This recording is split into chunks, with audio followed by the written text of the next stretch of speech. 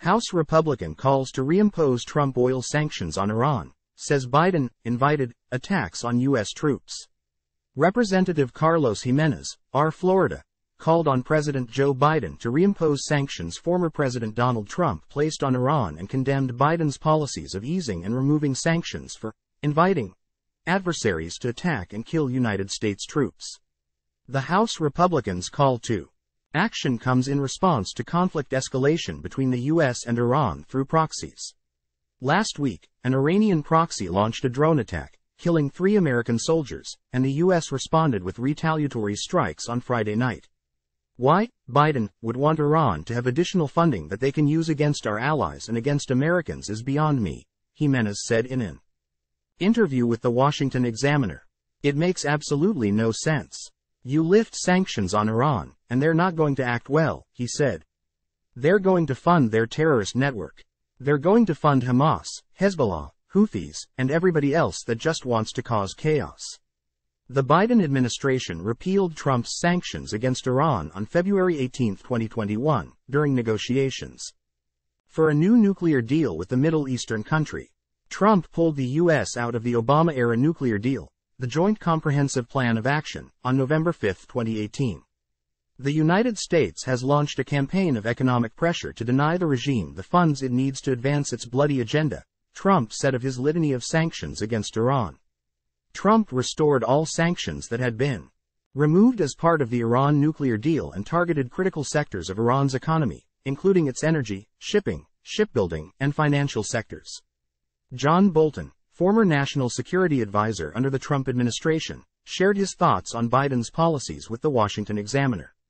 The Biden administration's mistake has been to relax enforcement of existing sanctions, reimposed after the U.S. withdrew from the Iran nuclear deal in 2018, he argued.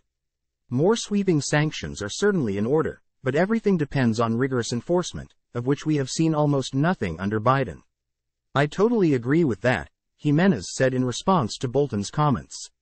Never listen to what Biden says, actually look at what he does.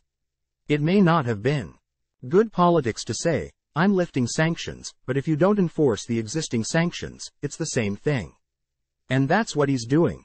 Sends Marco Rubio, R. Florida, and Maggie Hassan, DNH, led a bipartisan group of colleagues in sending a January 31 letter to Biden calling on him to enforce current law and act against Iran's illicit oil trade through sanctions, just days after the drone attack that killed 3 American troops and injured many others. Sign up for free. Springs AM Update, your morning rundown of the latest news from Colorado Springs and around the country overnight and the stories to follow throughout the day delivered to your inbox each evening. Sign up, view all of our newsletters. Success! Thank you for subscribing to our newsletter. View all of our newsletters. Featured local savings. Gimenez told the Washington Examiner that Biden's policies are benefiting dictatorial and oppressive regimes around the world, and that when Biden has to make a decision of being good for American interests or bad for American interests, he always chooses what's bad for American interests.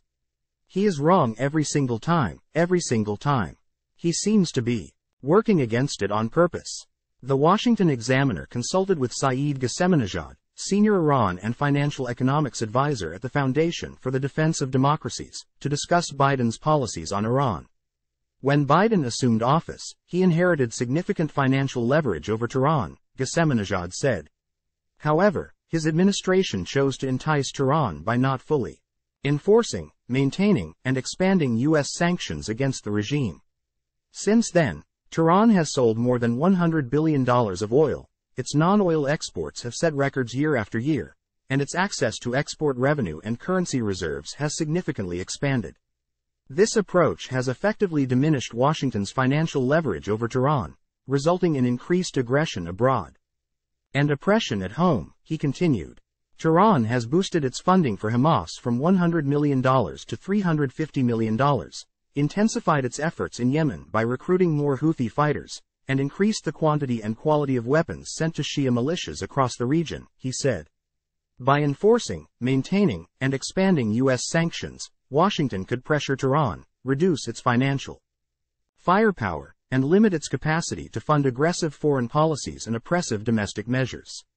Gimenez posted a statement on X following the U.S. retaliatory strikes against Iranian proxies Friday night, calling for the reinstatement of Trump's sanctions against Iran and levying blame at the Biden administration for attacks on American troops.